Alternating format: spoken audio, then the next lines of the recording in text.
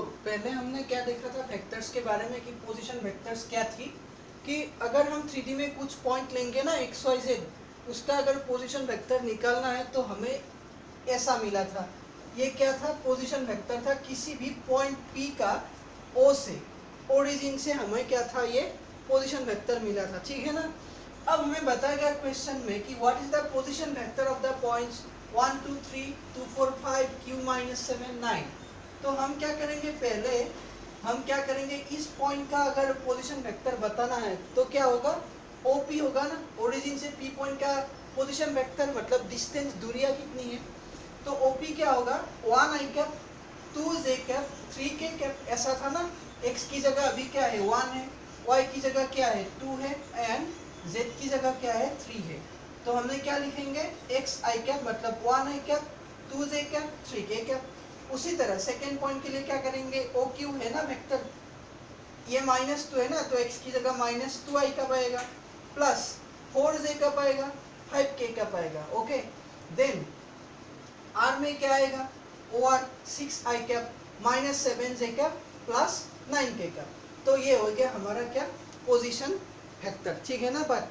Okay, अभी हम जाते हैं कि अगर वेक्टर, अगर हम 3D में किसी भी कोई भी दो पॉइंट को हम अगर जोड़ेंगे ना, तो उसका जो लाइन आएगा, एक लाइन होगा ना जोड़ने पर, तो उस लाइन का पोजीशन वेक्टर कैसा होगा, ठीक है ना। ओरिजिन से दूरियां मतलब कैसा होगा। देखो, अगर हमें दो पॉइंट दिया हुआ है, सपोज मान लो कि A एक पॉइंट है, B एक पॉइंट है, A का कुछ कोऑर्डिनेट है x1 y1 z1, और B का मान लो x2 y2 z2, क्योंकि 3D है ना, 3D है तो दो पॉइंट ही ऐसा 3 टपल z रहेगा ना, x y z रहेगा। तो देखो, इस पॉइंट का अगर पोजीशन वेक्टर सही है कि ए बी वेक्टर क्या है बताओ, तो हमें क्या मिलेगा? याद रखना, x2 - x1 कॉरेस्पॉन्डिंग कंपोनेंट को माइनस करके आई कैप लिख दो, क्योंकि x के साथ आई कैप होता है ना यूनिट वेक्टर। उसके बाद क्या आता है? y2 - y1, y2 - y1, यहाँ पर z कैप आता है ना, हो गई बात। z2 - z1 होगा, तो z2 - z1 k कैप। अब देखो ये हमें कहाँ से मिलेगा? देखो ये कहाँ से मिलता है हमें। तो मान लो कि A पॉइंट ये है x1 y1 z1, and B मान लो इधर है x2 y2 z2, मतलब A B इस डायरेक्शन में, ठीक है ना। तो हम क्या करेंगे, ये जो O होता है ना ओरिजिन से, ये OA हो गया, ये OB हो गया। देखो ये OA हो गया। अब यहाँ पर देखो OA plus AB, OA plus AB हमें क्या बताएगा? OA प्लस AB OB होगा ना, बाय ट्रायंगुलर लॉ। हमने क्या बोला था कि ये यहाँ पर खत्म हुआ है, यहाँ से एक शुरू हुआ है, तो ये जो आएगा ना, ये हमें क्या देगा? OA प्लस AB देगा, मतलब OA प्लस AB हमें क्या देगा? हमेशा OB देगा। ओके, अब देखो हमें क्या सही है? AB सही है ना, तो हम यहाँ से AB निकालने के लिए जा रहे हैं, AB का वैल्यू फाइंड कर रहे हैं हम, ठीक है ना। तो AB कितना आ जाएगा? यहाँ से देखो OB, और OA इधर चला जाएगा, माइनस OA हो जाएगा। अब देखो OB के बारे में तो पता है ना, ये B का पोजीशन वेक्टर है, तो ओरिजिन से इसका पोजीशन वेक्टर कितना होगा? x, इधर लिख रहे हैं हम, OB का वैल्यू कितना है? x2 i cap y2 j cap plus z2 k cap. हो गई ना बात। और ये जो OA है ना, ये माइनस का साइन नीचे लिख रहा हूं मैं। OA का मतलब भी जानते हो, A का पोजीशन वेक्टर, तो ये क्या था?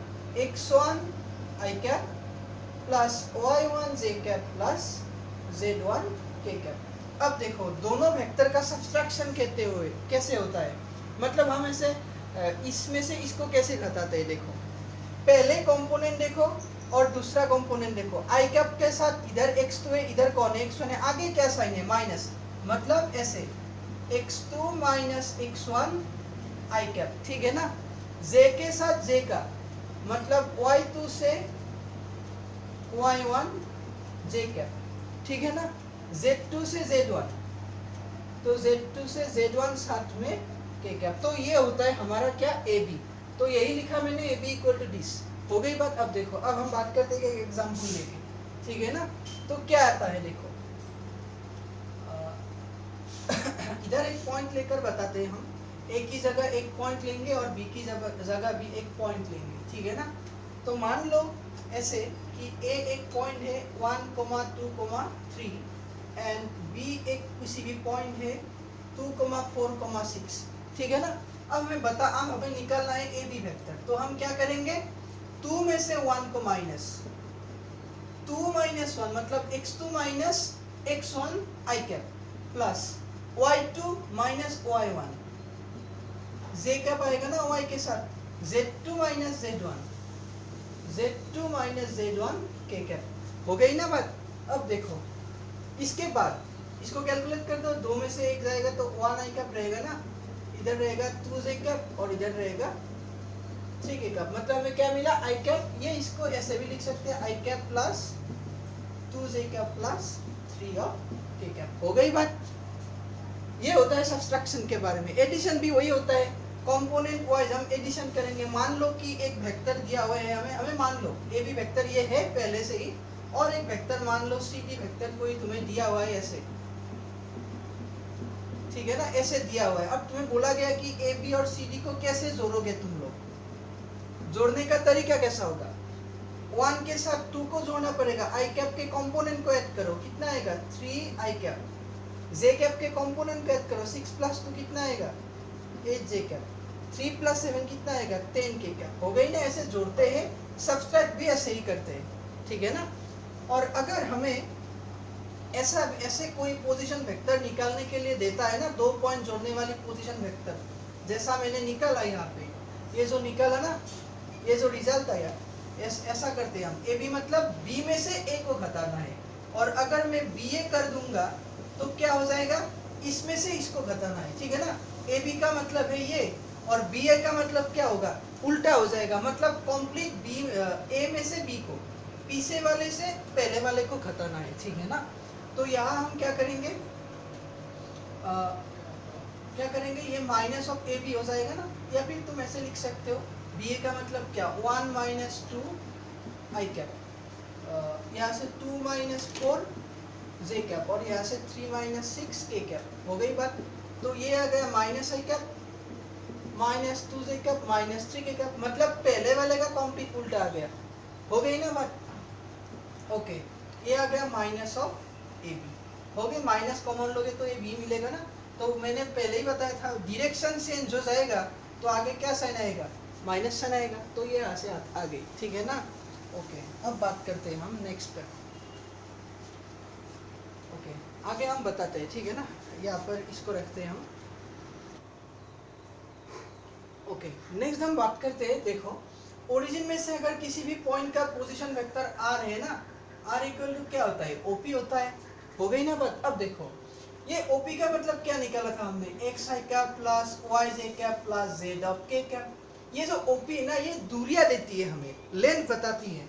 क्या बताता है, लेंथ बताता है, लेंथ ऑफ पी और length of OP. Length of OP इसका मतलब क्या है, लेंथ ऑफ ओपी। ओपी की लेंथ कितनी है, जैसे तुम लोग पहले निकालते थे ना, 2 पॉइंट तुम्हें गिवन थे और इन दोनों के बीच डिस्टेंस निकालने के लिए बोले थे, तो तुम लोग क्या किए थे, 3 माइनस 2 होल स्क्वायर ऐसे लिखते थे, 5 माइनस 4 होल स्क्वायर। ये था 2D के बारे में बात। अब हमारे पास 3 कोऑर्डिनेट आएंगे, मतलब 2, 4, 6 यहाँ पर कुछ रहेगा और यहाँ पर रहेगा। तो 3D में भी कुछ सेंस नहीं होगा, जो तीसरे में आएगा ना वो हम यहाँ लिख देंगे, 7 में से 6 को घटा दो, होल स्क्वायर कर दो। यही डिस्टेंस फॉर्मूला है, ठीक है ना। 2D में यहाँ तक था, 3D में तो एक एक बढ़ गया, तो एक टपल इधर भी बढ़ जाएगा, 7 में से 6 को घटा दो, ठीक है ना। ये था हमारा डिस्टेंस फॉर्मूला 3D में। अब भी हम पॉइंट कहाँ ले रहे हैं, 3D में ले रहे हैं, और इसका अगर डिस्टेंस निकालना है, लेंथ निकालना है, तो हम क्या करेंगे कि डिस्टेंस फॉर्मूला हमेशा यूज करेंगे। मतलब ये जो लेंथ ऑफ ओपी होगा ना, मतलब वेक्टर ओपी का मैग्नीट्यूड हो गई ना। मैग्नीट्यूड को हम ऐसे लिखते हैं, जिस वेक्टर के मैग्नीट्यूड निकालते हैं वो इस साइन के अंदर रखते हैं, ठीक है ना। तो ओपी का मैग्नीट्यूड कैसा हो जाएगा, अब बताओ। ये तो ओ है ना, ओरिजिन है, ओरिजिन का कोऑर्डिनेट क्या है, 0, 0, 0। अब देखो ये ओपी दूरियां कितनी होगी, x minus 0 whole square plus y minus 0 whole square plus z minus 0 whole square. हो गई बात। अब देखो ये तो डिस्टेंस फॉर्मूला हो गई, और इसका फॉर्मूला तुम क्या निकालोगे, ऐसे लिखोगे ना X square plus Y square plus Z square, ये होता है डिस्टेंस फॉर्मूला। और magnitude, to find magnitude of a vector, to find magnitude of a vector, ठीक है ना। ये हम वेक्टर के मैग्नीट्यूड निकालते हैं इस तरीके से, मतलब ये जो आर आ गया ना, आर का जो मैग्नीट्यूड है ना ये होगा, ठीक है। अब हम इसका यूज करके एक देखते हैं, एक किसी भी वेक्टर का मैग्नीट्यूड निकाल कर देखते हैं, ठीक है ना। ओके, मान लो ऐसे कि एक वेक्टर तुम्हें गिवन है ए बी वेक्टर, ठीक है ना। इसका वैल्यू सपोज तुम्हें ऐसा दिया हुआ है, ठीक है ना। अब देखो इसको कैसे निकालेंगे हम, तो ए बी का मैग्नीट्यूड को हम ऐसे डिनोट करेंगे, और इसको हम कैसे लिखते हैं, रूट ओवर के अंदर इसका स्क्वायर प्लस 3 का स्क्वायर प्लस 4 का स्क्वायर, मतलब कितना आ जाएगा 4 प्लस 9 प्लस 16, तो ये आ जाएगा रूट ओवर 29। हो गई ना बात। तो ये होता है ए बी वेक्टर का क्या, मैग्नीट्यूड। और डायरेक्शन ये बताते हैं, ये कंपोनेंट बताता है कि तुम एक्स एक्सिस में तुम 2 यूनिट चलो, मतलब यहाँ तुम 2 यूनिट चलो, वाई एक्सिस ऊपर की तरफ तुम 3 यूनिट जाओ, और 4 मतलब इस तरफ तुम 4 आओ। 3D समझ रहे हो ना बात। ऐसा अगर मैं प्लान मान लूँ, तो अगर मेरा ये एक्स एक्सिस है, ये जेड, ये वाई है, ये जेड है, कोई भी मान सकते हो, ठीक है ना। एक्स की इधर चलो, वाई में इधर चलो, और जेड तो ऊपर है ना, तो इधर एक अगर पॉइंट रखूंगा तो क्या हो जाएगा, एक्स एक्सिस में एक पॉइंट, वाई एक्सिस में इधर, और जेड एक्सिस ऊपर जाऊंगा ना, तो ये इधर होगा एक पॉइंट कोई भी। तो ऐसे ही हम सोच सकते हैं। तो ये बी का मैग्नीट्यूड आ गया ये, और डायरेक्शन हो गया ये। डायरेक्शन का मतलब वेक्टर यही है, ठीक है ना। ओके, आगे बढ़ते हैं हम। आगे बढ़कर हम क्या लिखने वाले हैं अभी, हाँ, यूनिट वेक्टर के बारे में बताया। आई कैप, जे कैप, के कैप क्या होता है, यूनिट वेक्टर होता है, जिसका मैग्नीट्यूड क्या होता है 1 होता है। और ये तीनों वेक्टर्स का डायरेक्शन किधर होता है, आई कैप का डायरेक्शन होता है एक्स एक्सिस के डायरेक्शन पे, इधर आई कैप होता है हमेशा, वाई में जे, और जेड में क्या के होता है। ऐसा नहीं कि ये हमेशा पॉजिटिव डायरेक्शन में ही होता है, ऐसा नहीं है, निगेटिव में भी होता है। मतलब अगर नीचे हुआ एक्सिस आता है तो माइनस वाई इधर है ना, तो इधर भी क्या होता है, ये जे कैप भी होता है, ठीक है ना। वह नहीं होता है, पर -1 की माइनस जे कैप के बारे में मत सोचना, ठीक है ना। क्यों, क्योंकि ये मैग्नीट्यूड है, और मैग्नीट्यूड हमेशा पॉजिटिव लिया जाता है, ठीक है ना। ओके, अब देखते हैं हम दूसरी पॉइंट पे जाते हैं। हाँ, अगर ऐसा है, मैंने तो वो बताया पोजीशन वेक्टर के बारे में बताया, अभी हम क्या लेंगे, हाँ,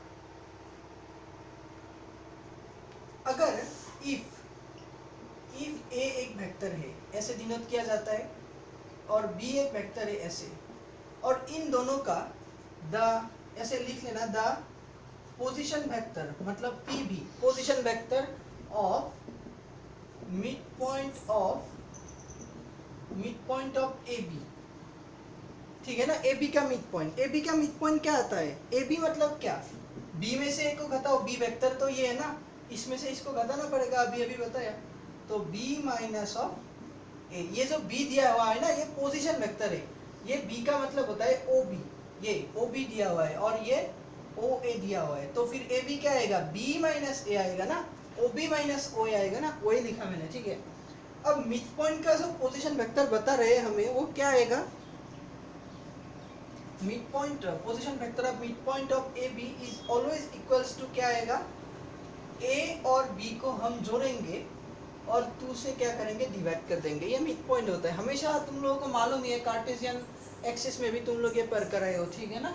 तो अगर ए बी एक कोई भी वेक्टर होता है, मान लो ऐसे ए बी एक वेक्टर दिया गया 2i cap plus 4j cap plus 6k cap, तो फिर इसका मिड पॉइंट जो होगा ना, ए बी का जो मिड पॉइंट होगा, उसका कोऑर्डिनेट कैसा होगा, ए और बी को जोड़ेंगे, 2 से डिवाइड करेंगे ना। तो अगर ये बी वेक्टर है, और अगर ये ए वेक्टर है ना, मैंने ऐसे ही लिख दिया, ठीक है ना।